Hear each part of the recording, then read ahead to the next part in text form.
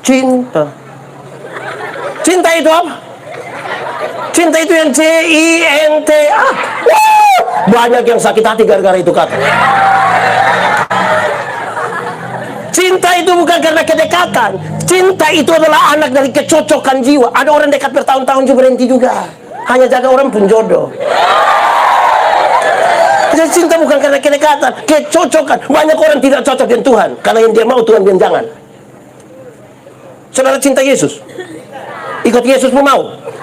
Nah, siapa maki itu siapa yang suruh? Cinta membangun kecocokan, bukan karena kedekatan. Kok banyak judul dek-deket dong omong suami istri, masing-masing pegang dia HP ku ketawa saya. Lama-lama gila.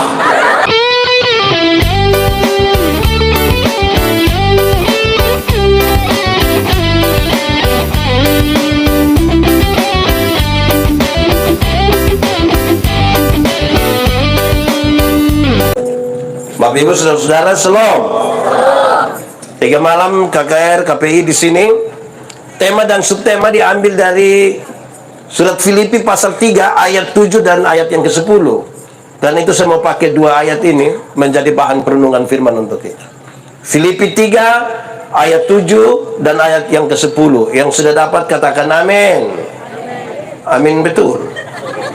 Separuh tidak buka Alkitab juga amin. Itu tipu itu. Oke, Filipi 3 ayat 7 ayat 10.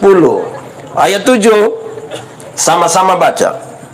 Tetapi apa yang dahulu merupakan keuntungan bagiku, sekarang kuanggap rugi karena Kristus. Ayat 10, 1, 2, 3. Yang ku kehendaki ialah mengenal Dia dan kuasa kebangkitannya dan persekutuan dalam penderitaannya, di mana aku menjadi serupa dengan Dia dalam kematiannya. Demikian firman Tuhan. Berbahagia setiap orang yang mendengar firman, memelihara dan melakukan dalam hidup setiap hari. Shalom. Buat sedikit shalom. Kalau hari ini Tuhan Yesus berdiri di sini, bisa disentuh, bisa diraba, bisa diajak bicara, saudara minta apa? Hari ini Tuhan ada di sini, bisa disentuh, bisa diraba, bisa diajak bicara. Saudara minta apa kira-kira? Minta apa? Minta apa? Kok keselamatan dia suka sih? Minta apa lain? Saudara mulai kebingungan kan kalau Tuhan benar-benar ada? Ini serius. Saya bayangkan kalau Tuhan ada di sini, yang anak muda dong akan bilang, Tuhan, yuk foto dong. Pas itu dong upload, baru tulis bersama Yesus di KKR Jalan Nangka. Gaya sekali. Yang orang-orang tua dong akan minta umur panjang, rumah, oto, cucu. Bayangkan. Tapi saudara tahu, Simeon ketika menunggu lama-lama ketemu dengan Yesus. Waktu berjumpa dengan Yesus, Simeon minta apa? Minta apa? Minta mati. Sekarang Tuhan, biarlah hambamu pergi dalam damai sejahtera, karena hamba telah melihat keselamatan yang daripadamu. Surga lebih baik atau dunia lebih baik? Yakin? Betul-betul yakin? Amin. Berarti surga lebih baik dari dunia? Amin. Kalau begitu siapa mau pergi sekarang? Saudara mulai ragu kembali. Jadi ini mendahului kita pun tema. Apa yang kita bilang untung, justru itu adalah kerugian. Lalu sekarang saya bicara tentang kehadiran Yesus, dan saudara agak ragu-ragu dengan Yesus. Lalu sampai mau rugi. Ikut Tuhan Yesus itu untung ke rugi? Yakin? Betul-betul yakin? Coba sebut 2 keuntungan ikut Tuhan Yesus. 1, mantap. 2, 2 penderitaan senang. Wih, menderita senang, mantap. Saya belum sampai di situ. Yang mau menderita angkat tangan. Saudara tahu, salib itu identik dengan penderitaan, tapi tidak semua penderitaan adalah salib. Petrus bilang begitu. Kalau saudara baca surat pertama, Petrus dikasih tahu, salib identik dengan penderitaan, tapi tidak semua penderitaan itu salib. Kalau kamu dianiaya oleh karena nama Tuhan, itu sebuah salib bagimu. Tetapi pencuri mangga porkenapa pokok, itu salib. Pencuri ayam porkenapa pokok, itu salib. Di sekitar jalan nangka ini ada yang biasa curi ayam. Nah, yang biasa dia pu ayam hilang, coba angkat tangan. Coba cek dia pu anak laki-laki. Jadi saudara, penderitaan itu identik dengan selip, tapi tidak semua penderitaan itu adalah selip. Jangan sampai kita ada menderita karena kita punya kebodohan. Kita urusan dengan petugas koperasi. Di sekitar jalan nangka sini juga kenal petugas koperasi. Dia harian atau mingguan. Lalu saudara menderita karena dia datang-datang terus, makanya jangan pinjam. Nah, itu dia soal. Saya memulai hal-hal awal untuk menolong kita memahami apakah kita betul-betul mau menyelami ini tema atau tidak. Karena tema ini kutipan langsung dari firman yang kita baca. Yang menarik dari manusia adalah kalau minta untuk Tuhan itu dong alasan terlalu banyak. Tapi kalau minta untuk keuntungan senang sekali. Contoh, saudara akan diberi kesempatan untuk jadi gubernur Nusa Tenggara Timur periode 2080 2000 berapa? Mau kau tolak? Mau kau tolak? Siapa yang diantara kita bilang, aduh Pak, jangan saya. Aduh, saya rasa tidak enak lah di RT RW dong, tidak enak. Mau jadi gubernur, kepingin. Ini saudara akan diberikan kesempatan jadi manusia terkaya di Indonesia. Tolak? Tolak? Aduh Pak Pendeta, kenapa mesti saya? Saya perasaan dengan James Riyadi, dengan Hartono dong saya. Perasaan. Saudara akan jadi perempuan tercantik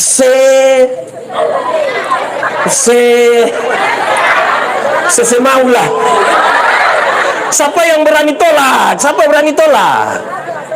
Siapa yang berani tolak? Oh Pak Pendeta, kenapa mesti saya? Saya perasaan sekali dengan putri Indonesia, Pak Pendeta.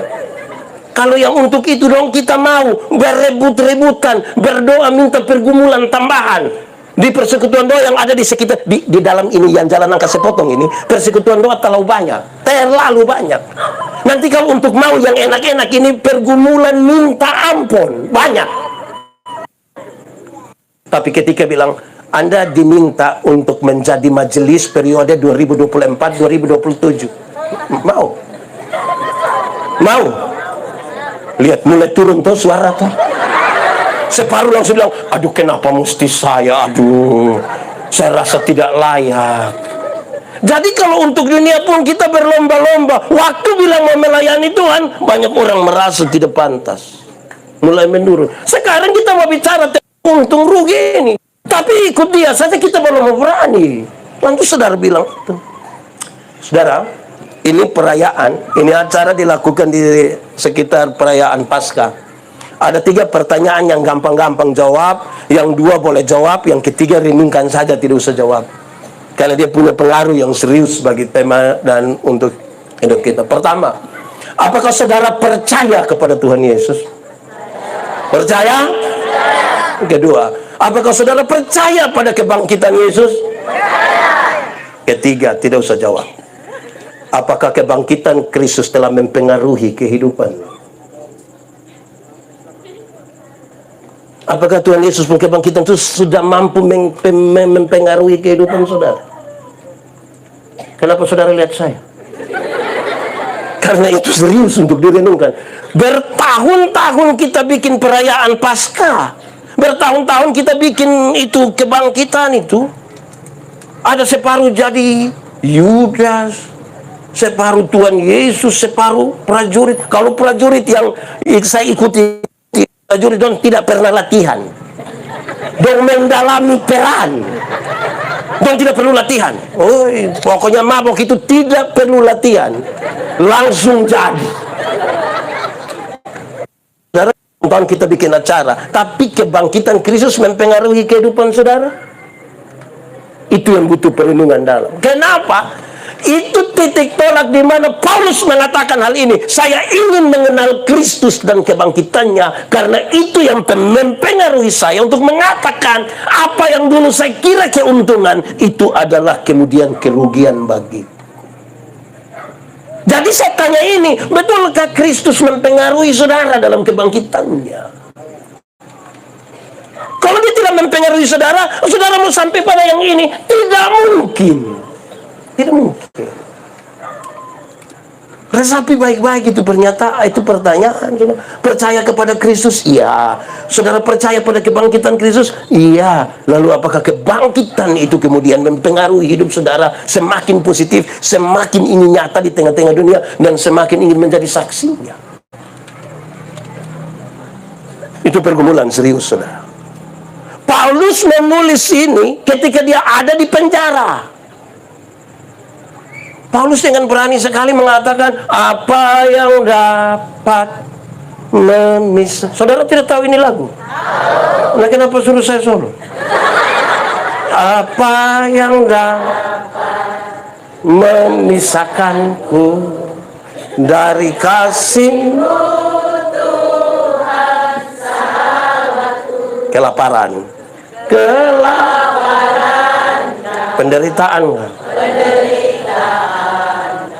tak satu pun, tak satu. Mantap. Yang mau lapar mau. Wih, saya rasa berat juga. Terpaksa lapar iya, mau lapar belum tentu. Mau menderita, renungkan berulang-ulang, karena kita mau menghidupi ini tema. Paulus bilang begini, saya belum masuk di sini. Paulus bilang begini, penderitaan ringan yang saya alami tidak bisa dibandingkan dengan kekekalan yang Tuhan kerjakan bagi saya. Bagi Paulus penderitaan itu ringan-ringan saja kalau dibandingkan dengan keselamatan yang Tuhan buat. Paulus, saya coba periksa penderitaan Paulus yang dia sebut ringan-ringan itu seperti apa. Satu, Paulus pernah tenggelam di laut. Ringan. Supaya kalau ada yang bilang ringan, so ikut beta piweba. Beta lepas dia di situ. Paulus pernah dicambuk. Dalam tradisi cambuk Romawi itu satu kali hukuman cambuk karena pukul kira-kira 39 kali. Di ujung cambuk itu ada paku atau gading yang melengkung begini, kalau kena isi dia angkat bawah. Ringan. Ada yang mau? Paulus pernah masuk penjara. Ringan. Kalau ada yang bilang ringan, sebentar otot satu lewat, tolong lempar. Pas ada Pak Polisi, tangkap. Ringan. Lalu kenapa Paulus bilang ringan? Ini yang pertanyaan paling besar. Paulus bilang begini, yang kita alami, yang kita rasa paling berat dalam hidup ini, belum bisa dengan Kristus yang tersalib mati bagi kita. Tidak bisa dibandingkan. Tidak bisa. Tidak ada kasih lebih besar dari kasih seorang sahabat yang mau mati bagi sahabat-sahabat. Tidak ada.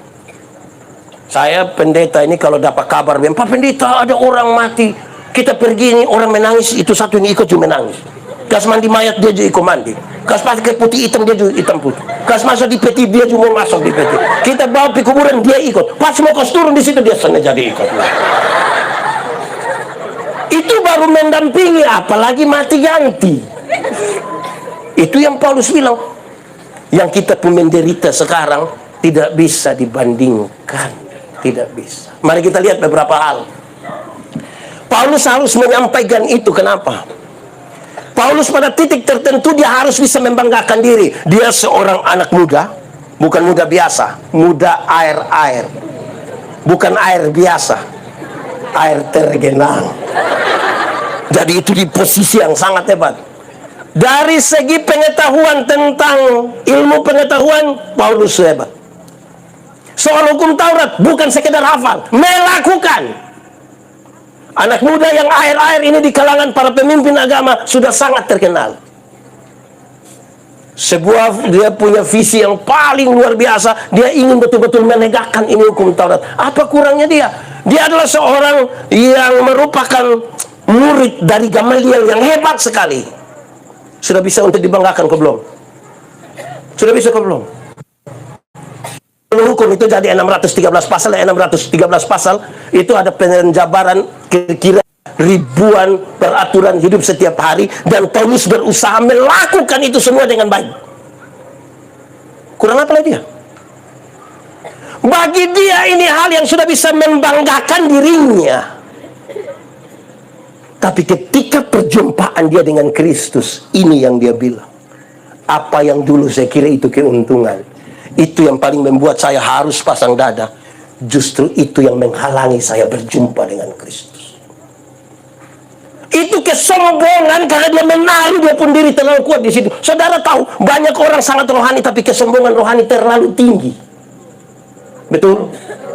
Dia ada di sini. Ada. Nah, dia pakai baju warna putih. Aduh, kasihan dia kayak. Jadi kita berselimut di yang rohani-rohani itu bukan untuk mengatakan tentang Tuhan. Mari kita cari hal-hal kecil. Ada orang bersaksi itu. Saudara kalau ingin bersaksi, 95% bicara tentang Tuhan, tinggal 5% bicaralah tentang dirimu. Supaya orang ingat Tuhan, lupa kita. Jangan bangun dan bangun mulai, itu hari yang tukang pencuri ini,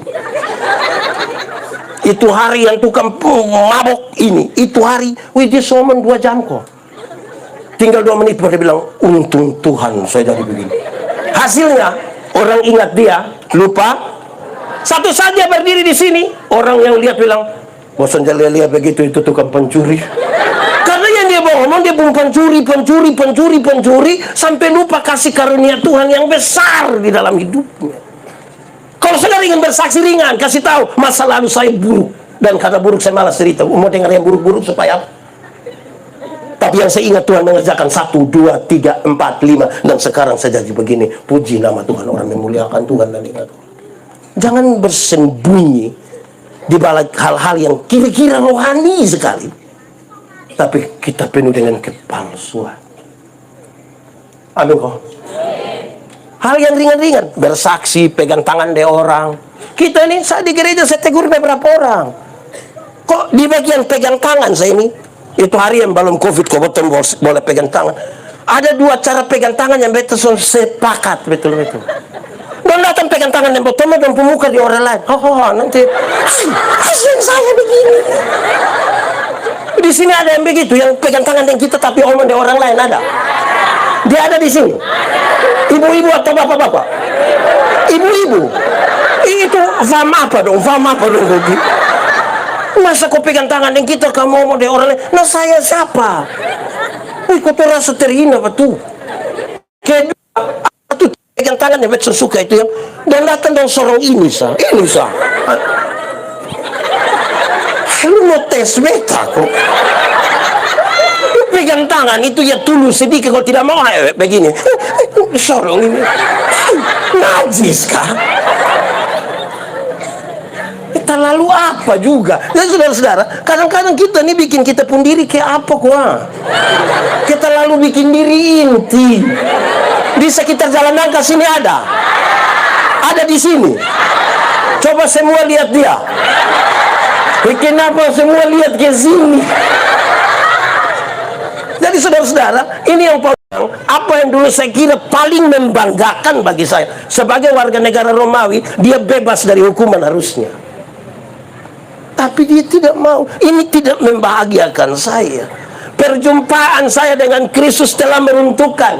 Saudara tahu kenapa ada orang sombong? Kenapa ada orang tinggi hati? Jawabannya ringan. Karena dia suka lihat ke kiri dan ke kanan. 1, 2, 3 boleh lakukan. 1, 2, 3. Kalau dia lihat ke atas dan ke bawah, mungkin sombong. Kalau dia lihat ke atas, dia akan tahu saya bukan siapa-siapa. Mau bisa banding kita hidup dengan Tuhan? Bisa. Tapi ketika dia lihat samping kiri kanan, kan yang dia lihat tetangga, yang dia lihat dia pun teman angkatan. Waktu dia lihat begini kan dia bisa ukur. Dulu sekolah pintar, bapak sekarang gembel. Beta dulu sekolah begini sa bapak ma apa? Karena dia lihat kiri. Beta mau tanya saudara, di sekitar ini jalan nangka lebih banyak lihat kiri kanan atau lihat atas bawah? Oh, kalian udah tahu. Orang yang suka lihat kiri kanan itu kan suka banding-banding. Nanti tetangga yang beli kulkas, dia yang kedinginan di rumah. Orang lain yang beli motor, dia yang tidak tidur di rumah. Saya suruh dia pu istri anak picek, kamu picek dulu. Kenapa? Tahu dia kredit kokes. Ini orang punya urusan. kesombongan itu terjadi karena orang tidak melihat kepada Tuhan, orang melihat pada dirinya dan dia kira itu cukup. Itu yang Paulus bilang, ini memalukan. Ini menjadi halangan. Bahkan kalau saudara baca ayat 7, 8, 9 sampai 10, sampah yang menghalangi perjumpaan saya dengan Kristus. Barang siapa mau mengikut aku, harus menyangkal dirinya, memikul salibnya, dan mengikut aku. Menyangkal diri itu artinya bukan saya, bukan saya, tapi bukan saya, tapi ini. Siapa yang paling banyak sini jemaat mana? Ebenezer. Siapa yang bangun itu Ebenezer Oeba? Dong akan bilang bukan saya, tapi kalau kita tanya siapa yang bangun itu Ebenezer Oeba? Bukan saya, Coceksa. Itu hari kalau bukan ini, itu dia sombong mulai keluar itu. Amin. Jadi yang kita kira itu tuh yang kita mau taruh untuk bilang kita paling hebat. Paulus bilang itu memalukan. Itu sampah yang menghalangi kita. Ada orang susah, orang miskin, sakit-sakitan datang kepada saudara. Singkat cerita, saudara tolong dia sukses, dia sembuh, dia bawa kesaksian itu kemana-mana. Orang-orang diberkati dengan kesaksian itu. Lantas berita itu sampai ke telinga saudara. Saudara akan ngomong apa? Untung Tuhan atau untung saya? Itu hari datang sini semua mati, Pak. Untung. Lihat kita sombong mulai keluar. Dalam hal persembahan kadang-kadang kita sombong. Kadang-kadang kita sombong. Ada satu orang dia kasih persembahan, dia lipat, dia put jari dan begini. Bapak, kenapa kasih lipat sampai begitu macam? Dia bilang, Bapak, kalau tangan kanan memberi, tangan kiri tidak boleh tahu. Saya bilang, mantap, tapi saya tahu. Pendeta tahu apa? Itu pasti 1000. Makanya Bapak, kalau dia 100.000, berani begini. Berani. Kadang-kadang di ujung. Taruh begini bersengaja batuk. Memberi saya pakai kesombongan. Kasih 250.000 untuk bantu Ame sini. Oh, terima kasih untuk keluarga Manobe yang telah menyerahkan 250. Keluarga Manobe bangun, kau bilang terima kasih. Kita pun sombong dong mulai keluar. Ini yang Paulus bilang apa? Sampah. Yang dulu itu membanggakan saya, ini tidak ada arti apa-apa. Kebangkitan telah merubah dia. Mari kita lihat kisah kebangkitan. Peristiwa kebangkitan itu, ketika kita baca Injil, dia kasih tahu pagi-pagi benar. Kalau pagi-pagi benar itu matahari sudah terbit, kok belum? Berarti dia terang. Waktu itu sudah ada listrik, kok belum? Belum, Baru keluarlah itu perempuan termasuk Maria Magdalena pergi ke kubur itu. Berarti dia pergi pada waktu orang-orang bilang di kubur itu banyak setan. Betul? Betul? Betul? Tidak betul. Di kubur ada mayat, betul, tapi belum tentu ada setan. Itu bisa ada di mana? Di rumah ada setan kok tidak? Di jalan nangka ada setan kok tidak? Di KKR begini ada setan kok tidak? Nah, yang mana?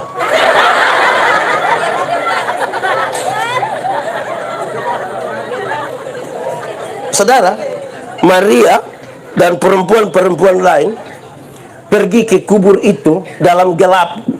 Dan mereka sementara juga dalam sedikit ketakutan karena mereka melihat langsung bagaimana Tuhan Yesus itu disiksa, dibunuh mati. Dan siapa yang berani mengaku sebagai orang dekatnya bisa juga terancam hidup. Pertanyaannya, kenapa perempuan-perempuan itu berani pergi ke sana? Kenapa? Karena apa? Omong itu suara tetap. Saya tidak ada karunia kau tahu itu. Karena apa? Oke, cinta cukup. Cinta cukup. Cinta. Cinta itu apa? Cinta itu yang CINTA. Banyak yang sakit hati gara-gara itu kata. Cinta itu bukan karena kedekatan. Cinta itu adalah anak dari kecocokan jiwa. Ada orang dekat bertahun-tahun juga berhenti juga. Hanya jaga orang pun jodoh. Jadi cinta bukan karena kedekatan, kecocokan. Banyak orang tidak cocok dengan Tuhan karena yang dia mau Tuhan bilang jangan. Saudara cinta Yesus? Ikut Yesus mau? Nah, siapa mak itu siapa yang suruh? Cinta membangun kecocokan, bukan karena kedekatan. Kok banyak judul deket-deket donson bawa omong suami istri, masing-masing pegang dia HP ku ketawa sih. Lama-lama gila. Di sekitar OEVA sini ada. Itu keluarga dong ada datang ikut ke saya mau kasih saudara, kalau saudara baca Lukas 8 ayat 2, dia kasih tahu inilah perempuan-perempuan yang melayani Yesus.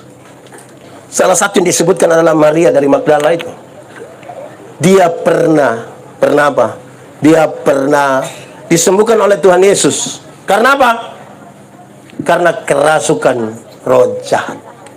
7 roh jahat. Pengalaman iman dia dengan Tuhan, itu yang membuat dia harus mencari Tuhan Yesus kemanapun Tuhan pergi.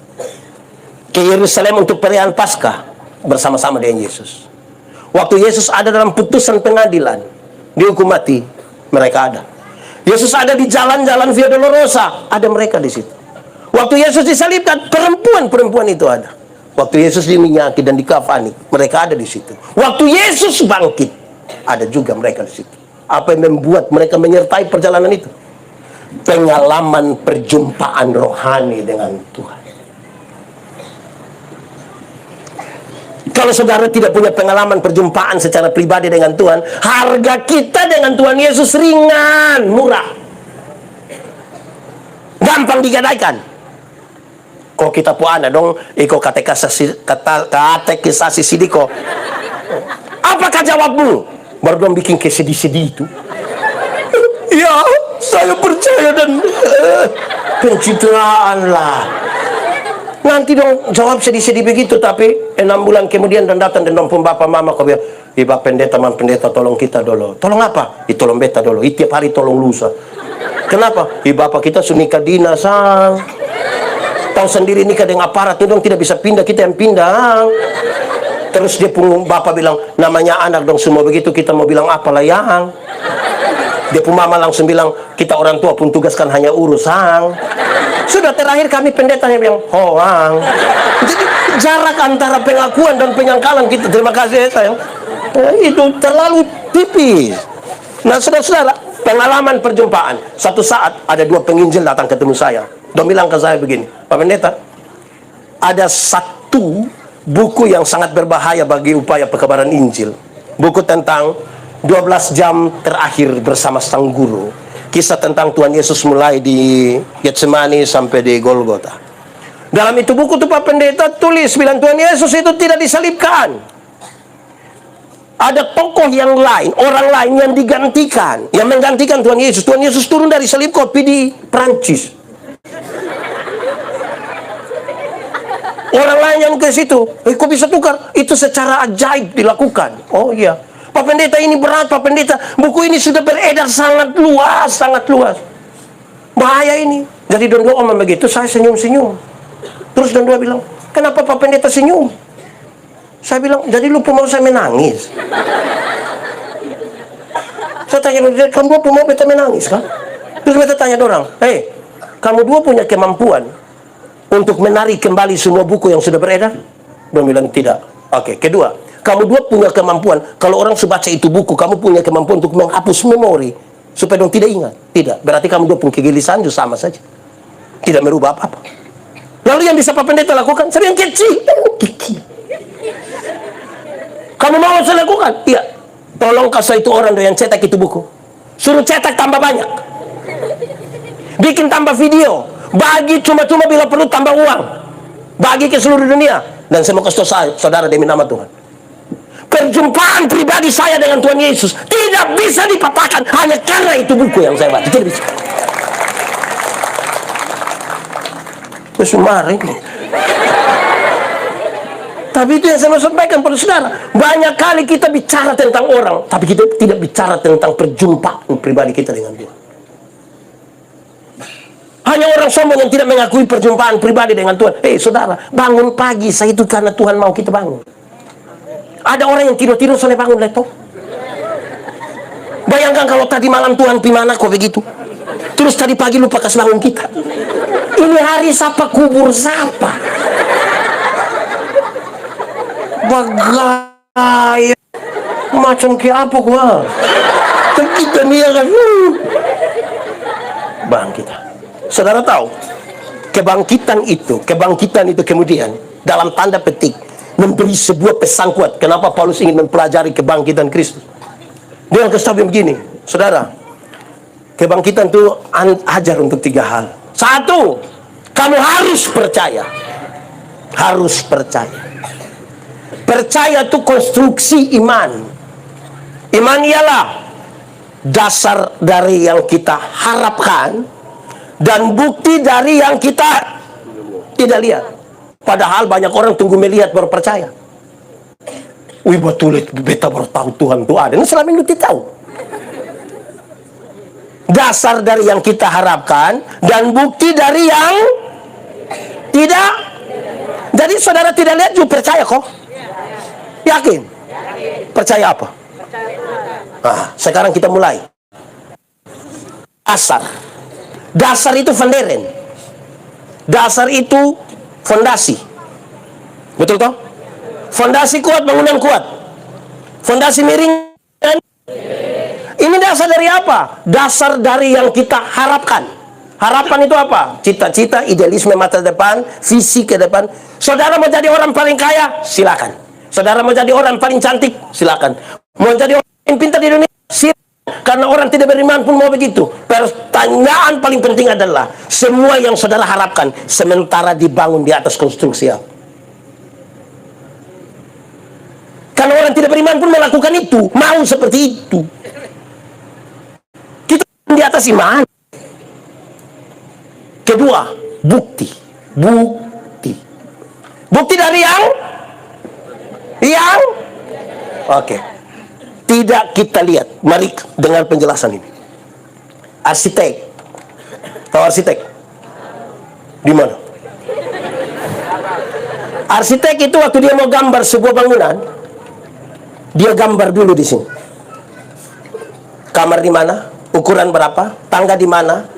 Dia pun pintu di mana? Jendela di mana? Setelah beres di sini, kelihatan atau tidak kelihatan? Dari yang tidak kelihatan dia tuangkan di atas satu kertas yang bisa dilihat. Setelah bisa dilihat, baru orang mengerjakan sesuatu yang tadinya tidak kelihatan. Sekarang konstruksi sudah habis, dasar tadi. Lalu apa yang saudara taruh di sini tentang Tuhan? Banyak orang taruh salah di sini tentang Tuhan. Jadi ketika itu barang mau kelihatan, dia menjadi salah. Banyak orang kira cari Tuhan itu hanya sekedar untuk sehat, hanya untuk sembuh. Tuhan datang ke dunia hanya untuk itu. Berulang-ulang kali saudara jadi bosan ketika saya bilang Tuhan datang ke dunia bukan untuk bikin orang miskin jadi kaya, bukan untuk bikin orang sakit jadi sembuh. Walaupun bisa dibuat itu, walaupun bisa, tapi bukan itu tujuannya. Ada orang yang tidak kenal Tuhan malah lebih sehat dari kita. Yang tukang minum Shopee dong, minum 3 hari lalu sampai tadi pagi istirahat sedikit baru minum ulang dong, tidak tahu sakit. Kita yang mengaku kenal Tuhan dulu dekat embun begini pulang pilek Bapak. Makanya separuh taruh selimut di sini kan. Tuhan datang ke dunia bukan untuk bikin orang miskin jadi kaya, walaupun dia buat. Ingat, ada banyak orang tidak kenal Tuhan lebih kaya dari kita. Itu koruptor dong, itu kaya-kaya semua. Dong rumah 2, 3, 4, 5 sampai tidak suka tinggal dong rumah, dong tinggal di penjara sana. Tapi dong kaya-kaya. Kita yang mengaku kenal Tuhan ini sedikit-sedikit pulsa habis. sedikit-sedikit garam habis. Mau beli sepatu atau pakaian untuk Paskah, saya pakai tanya di itu, Mas, yo, bisa bayar 6 kali kok. Kadang-kadang dong sendiri itu, Mas, dong ikut yang live RB malam itu. Fix sayang, fix. Yang L ada kok sayang. Yang PAP mondor. Di sini juga akan dan fix sayang. Itu ibu dong ada di sini. Tunjuk. Saudara, lalu Pak Pendeta, Tuhan datang ke dunia untuk apa? Tuhan datang ke dunia untuk apa? Tuhan datang ke dunia untuk Tua baru ingat. Tuhan datang ke dunia untuk apa? Menebus dan menyelamatkan saya dan saudara. Tuhan Yesus bilang, carilah dahulu kerajaan Allah dan kebenarannya, selamat dulu, baru yang lain itu di kekayaan, kehormatan di, umur panjang di, jabatan di, istri di.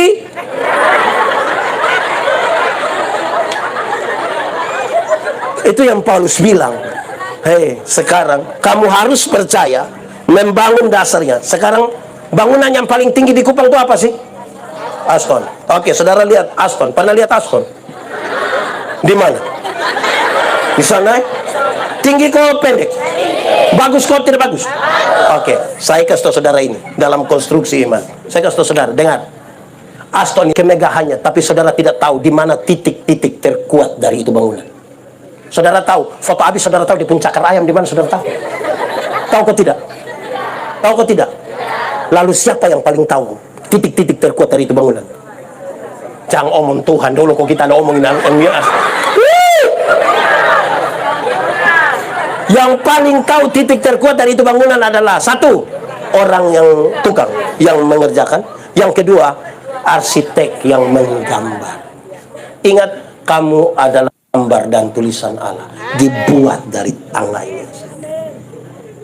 Jadi kita pun kemegahan di luar, yang ke Paulus, yang kita kira itu keuntungan dan paling bisa diandalkan, Tuhan yang tahu titik terkuat dalam hidup kita. Kalau masih itu yang kita andalkan, kita belum bisa begini, belum bisa. Walaupun tiap hari saudara-saudara sedikit-sedikit, darah Yesus berkuasa, Tuhan Yesus tolong. Itu satu kebangkitan membuat kita percaya kalau Kristus tidak bangkit, sia-sialah iman. Kedua, kebangkitan itu membuat mereka harus berbagi, kasih tahu orang Kristus bangkit, Kristus bangkit. Amin. Saya mau tanya saudara, kalau sebentar saudara pulang dari sini, saya kasih saudara uang masing-masing 100.000, senang kok tidak? Cerita orang kok tidak? Cerita bilang apa? Lu rugi soalnya PKKR itu pendeta yang kepala botak itu kasih kita uang. Ya kan? 100.000. Sekarang pertanyaannya, Tuhan Yesus mati bagi kita, bangkit bagi kita, harganya lebih tinggi dari 100.000 atau lebih rendah dari 100.000? Lebih? Yakin lebih tinggi? Pertanyaan kedua, suka kasih tahu orang? Suka kasih tahu orang? Kenapa pulsa 5.000 saya kasih tahu di seluruh dunia? Pas pulsa masuk dalam foto itu barang baru upload di Facebook, tulis pulsa sudah masuk. Terima kasih Kak. Besok lah ya. Pulsa 5.000 kasih tahu semua orang, tapi Yesus mati bagi kita. Kita tidak berani kasih tahu kepada orang-orang. Kasih tahu kok dia tersinggung. Nah, kita sudah beritakan, saudara, Tuhan Yesus datang, dia tanya, berapa orang saudara mau datang kepada Yesus? Paulus merasa terhina sekali, karena orang yang mau datang kepada Yesus, dia bunuh, kasih mati.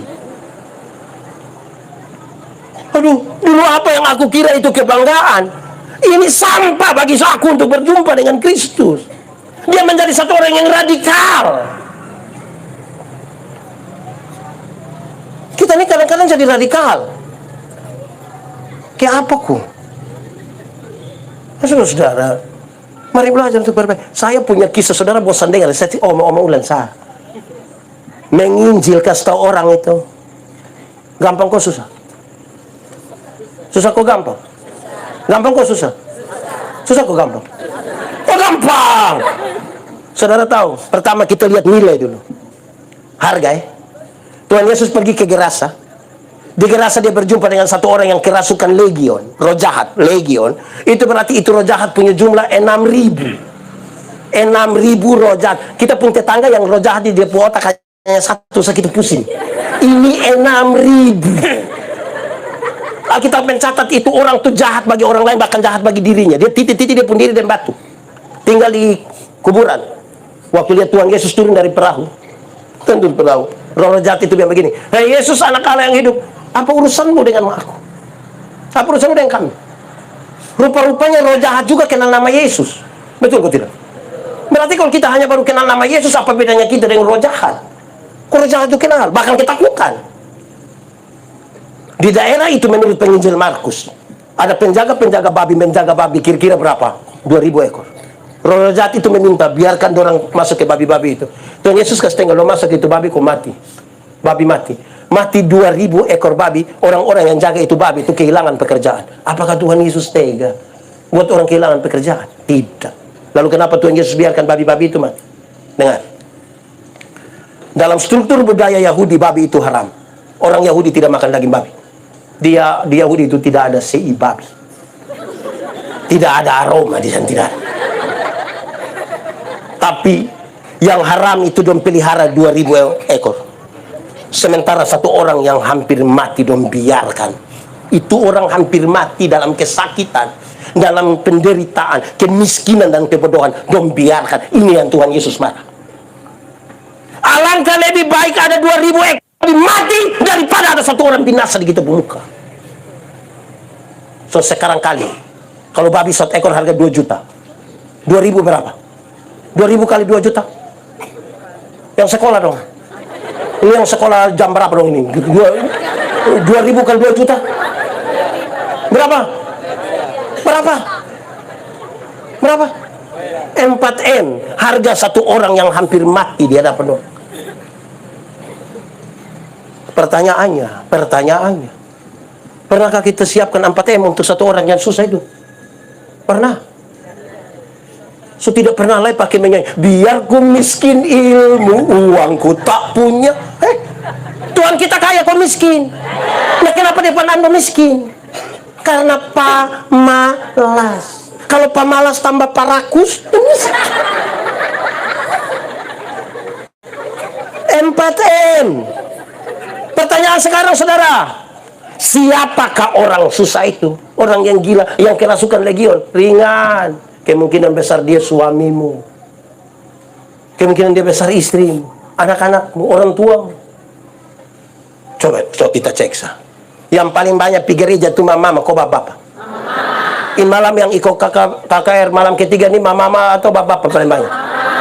Ini mama janda semua. Mama janda kok bukan? Bukan Teh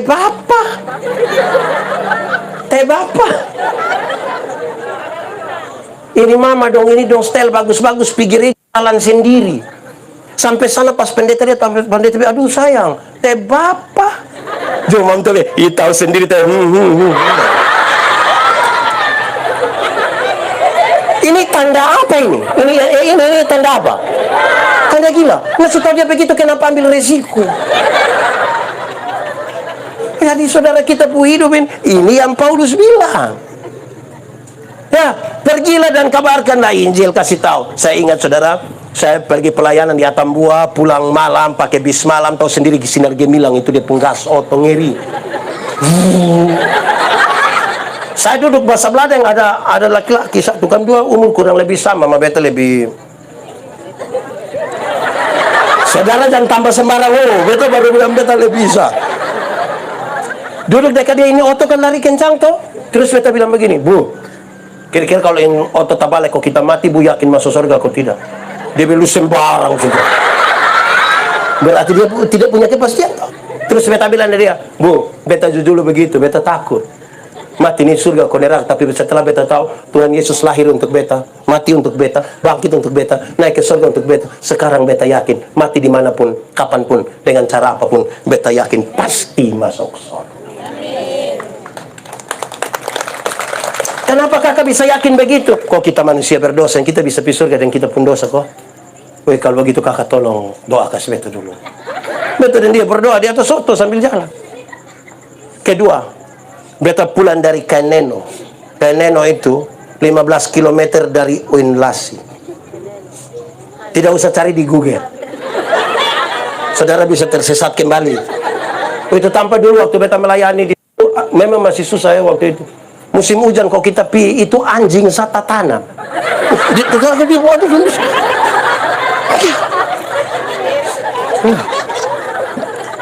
Saudara, beta pulang kira-kira setengah 7 atau jam 7 malam. Ada satu nona kerja di Plan Internasional di Soe. Dia mau pulang ke Soe, tapi kan itu perbatasan Amanubah 68. Mungkin dia perempuan, sedikit takut. Dia tunggu orang lewat situ.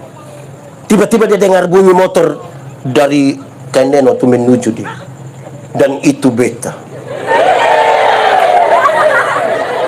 Beta pak, bukan boy. Pas sampai dia kan di bundaran di Oinlasi kan. Pas beta sampai di pemuka, mungkin dia takut beta lewat atau apa. Dia lompat di tengah jalan, baru dia bilang, "Kak." Beta dalam hati, "Karena ini malam," makanya dia bilang. Kalau siang dia bilang, saudara terlalu sekali. Jadi dia bilang, "Kak," beta langsung bilang, "Iya dek." PK Barang Injil dibangun di atas persahabatan. Bukan pika salah orang, itu permusuhan. Persahabatan, makanya ketika dia bilang, "Kak," beta bilang, biar berimbang sedikit. Masa kok dia semangat bilang, "Kak," terus beta bilang, "Omong deng."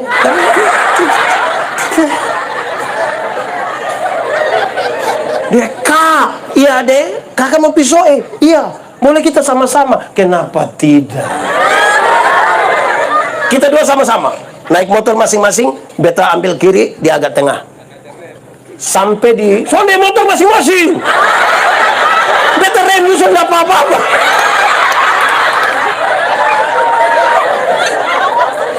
Beta kiri, dia agak tengah. 3 km kita sampai di Kie. Ada orang bawa motor lari kencang dari belakang. Serempet dia, dia kaget. Ini orang lari lewat terus-terusan. Beta tahu dia punya sedikit masalah di situ. Beta bilang, "Non, saudara ini kayak apa gue?" Beta bilang dia, "Non, iya, kira-kira itu orang yang lari motor begitu mati masuk surga atau tidak?" Dia bilang macam begitu, tusan masuk itu. Oke, kalau sekiranya nona yang celaka kau mati, masuk surga kau tidak? Dia bilang, "Tahulah ini. Semua orang kita anggap yang berdosa, habis kita sendiri tidak punya keyakinan. Sekarang beta yakin dia punya masalah." Beta kata dia, "Nona, kakak dulu begitu. Kakak takut. Mati mau pergi mana? Tapi waktu kakak tahu Tuhan itu lahir untuk kakak, mati untuk kakak, bangkit untuk kakak, naik ke surga untuk kakak. Sekarang kakak yakin, mati dimanapun, kapanpun, dengan cara apapun, kakak yakin pasti masuk." Kakak bisa yakin begitu? Nona, kita ini manusia berdosa. Di hadapan nona beta tahan diri tidak melakukan kejahatan, tapi nona tidak tahu apa yang ada beta pu hidup penuh.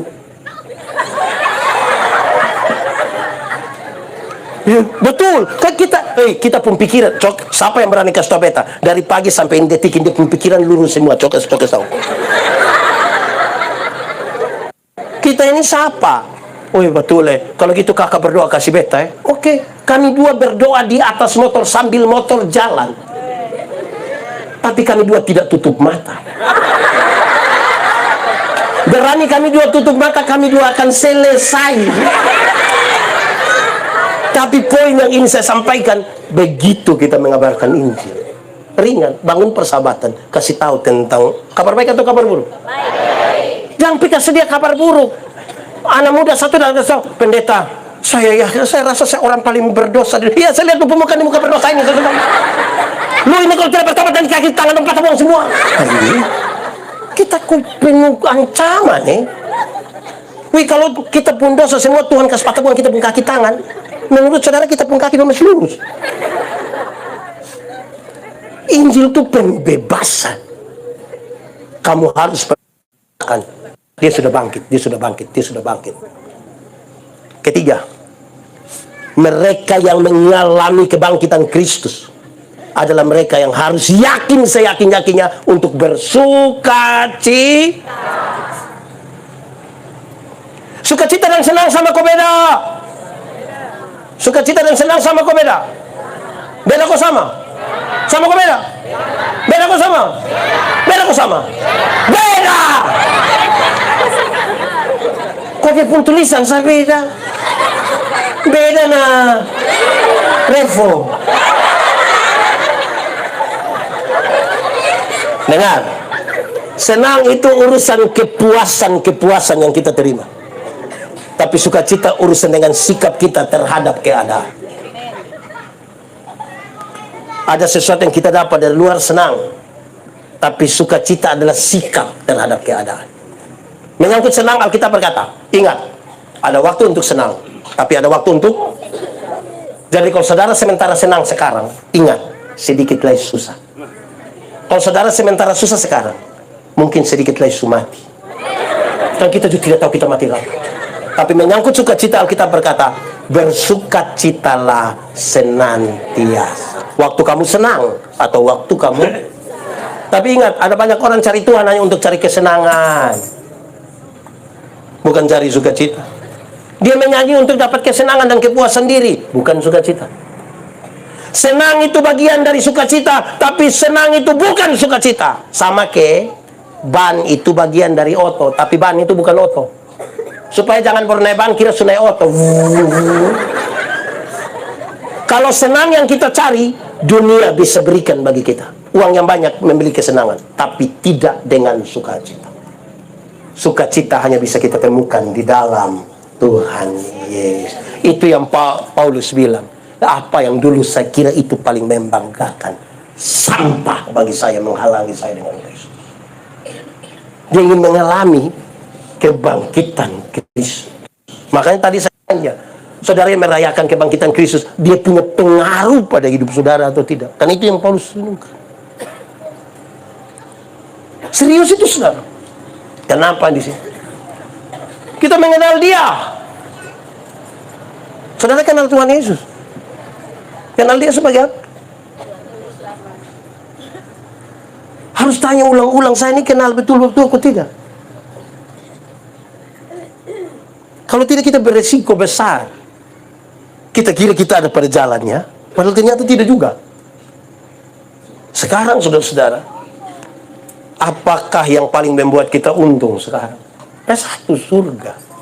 Yang lain itu iblis pun bisa berikan bagi saudara. Hanya satu yang iblis tidak bisa berikan bagi saudara, yaitu masuk surga.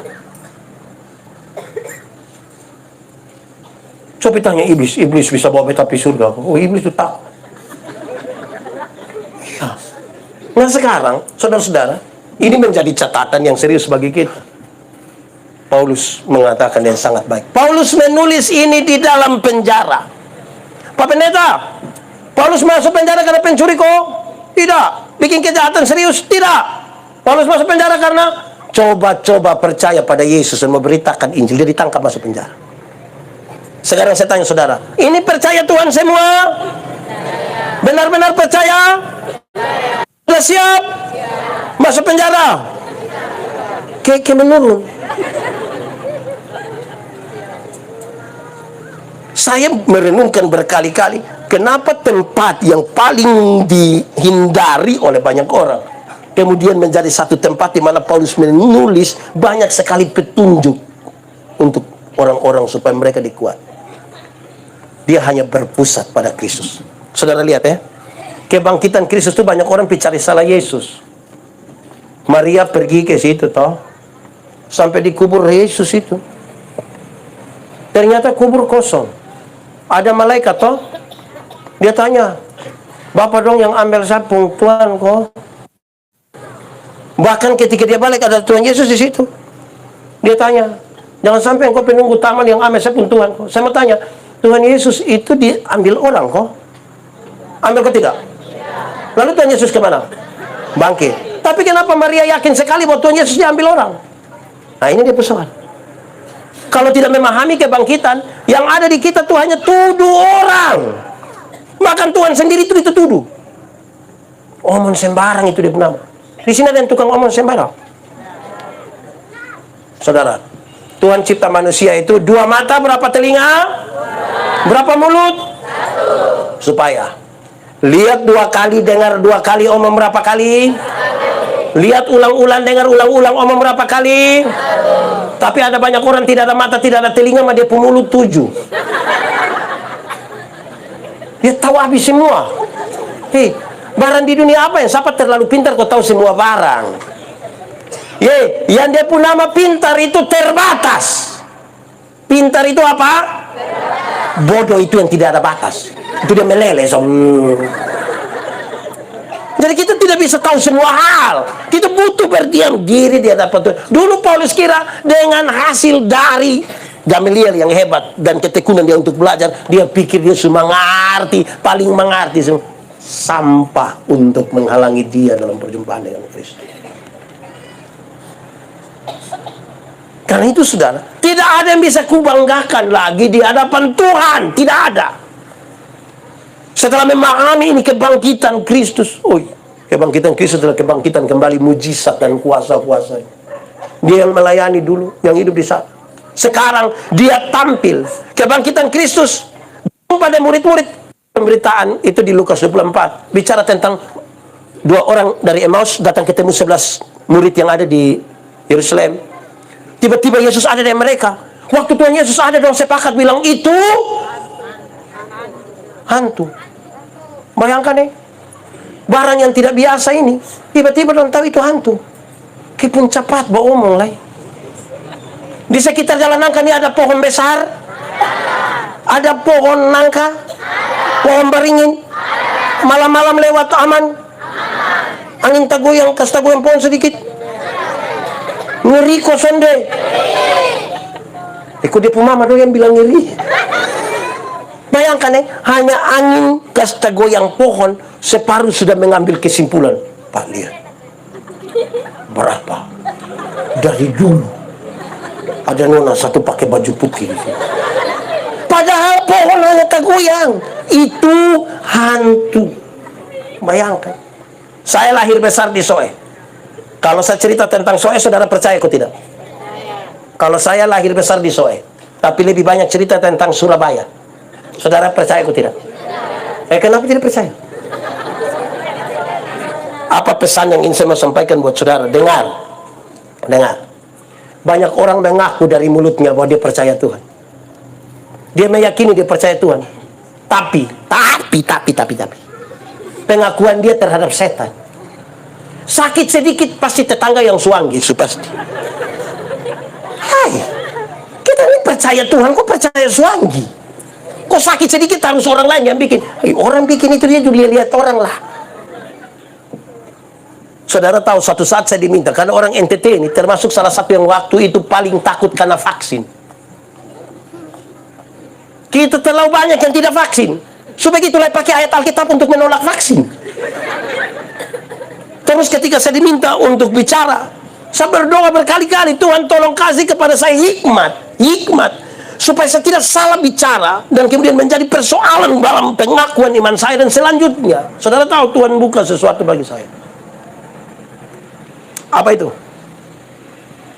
Saya berdoa berulang-ulang menggumuli sesuatu, dan kemudian saya tahu. Saya bertanya, supaya tidak ada yang bilang kamu nanya. Saya tanya, ini diri ini siapa punya? Yakin? Sama persis, waktu itu saya meyakini bahwa saya pun diri milik Tuhan. Kalau saya pun diri milik Tuhan, katakanlah yang orang omong itu bilang itu vaksin itu tidak benar. Katakanlah bukan pendeta yang dia omong. Katakanlah itu tidak benar. Ini diri yang Tuhan punya, itu barang yang tidak benar, itu masuk sini tidak ada pengaruh sama sekali, karena dia tidak bisa menembus kuasa Tuhan yang ada pada saya. Amin. Ini mengaku berdoa, takut vaksin. Lalu kita mau taruh kita hidup di mana? Akhirnya mau terbang di pelayanan tidak bisa. Mau ke mana? Kas tunjuk yang 3 kali, beta kalah sudah kalau begitu. Padahal Tuhan bilang pergilah, mau pergi ke mana? Kan lewat itu pintu dan tanya, teh vaksin. Terus kita bilang, teh vaksin lain aneh. Jadi saudara-saudara, mari kau tunduk baik-baik di hadapan Tuhan. Periksa, ini tubuh siapa punya? Jangan sampai disindang ada yang belum vaksin. Leko. Leko. Kita ini kadang-kadang saudara, tidak tahu lagi, omong sembarang, klaim sembarang, pakai Tuhan lagi di situ. Nah, yakin kita pendiri itu milik Tuhan. Saudara baca Injil Markus, di akhir dari kisah Markus dia bilang, tanda-tanda ini menyertai orang percaya. Masa orang percaya penuh ketakutan? Baru pengaruh orang lain lagi. Lupite 666 tambah 777. Kakak. Itu nanelon itu. Jangan supaya yang kita omong itu omong yang benar. Dan sampai kita paksa diri bikin seolah-olah itu benar. Maka itu selami dulu maksud Tuhan di dalam kita. Supaya kita tahu. Tuhan, kita terlalu terbatas untuk paham terhadap apa yang Tuhan mau. Tuhan tolong saya. Biarlah ini menjadi bagian kita. Kita pulang dengan sebuah perenungan. Kebangkitan Kristus memberi pengaruh dalam hidupmu. Kalau tidak, kita hanya aktivitas rohani, tapi kita tidak percaya pada Tuhan. Mari kita tunduk kepala di hadapan Tuhan.